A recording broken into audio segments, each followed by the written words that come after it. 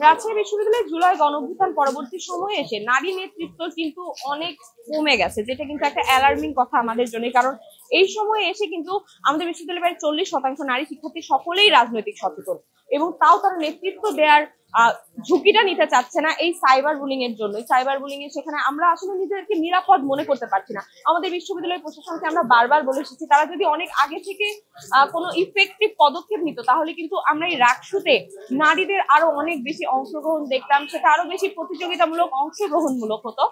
কিন্তু আফসোস এখানে সেটা হচ্ছে না। এবং এখন যখন রাকসু চলছে, আমরা জানি একটা কমিটি আছে, তবুও আমরা যারা প্রার্থী আছি, কোনো দল মত ঊর্ধ্বে গিয়ে যারা স্বতন্ত্র প্রার্থী, তাদেরকেও কিন্তু বিভিন্নভাবে ফ্ল্যাট শেমিং, বডি শেমিং করা হচ্ছে এবং বিভিন্ন কথা শোনানো হচ্ছে। নির্বাচনের একটা সময় কিন্তু আমরা নিজেরা সবসময় মানসিক একটা প্রেসারে থাকি, কিভাবে কাজ করব, কোনটা করলে ভালো হবে।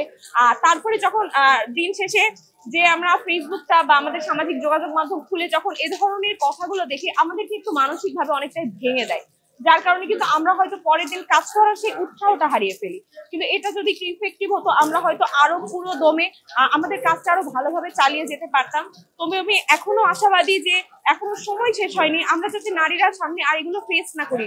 দলমত ঊর্ধ্বে গিয়ে আমরা সকল নারী যেন ভালোভাবে কাজ করতে পারি, নারী পুরুষ দল মত জাতি ধর্ম নির্বিশেষে সবার একটা সহাবস্থান থাকে, সকলের জন্য একটা সমতার ক্যাম্পাস থাকে, সকলে সমতা বজায় রেখে যেন নির্বাচনী প্রচারণা চালাতে পারে।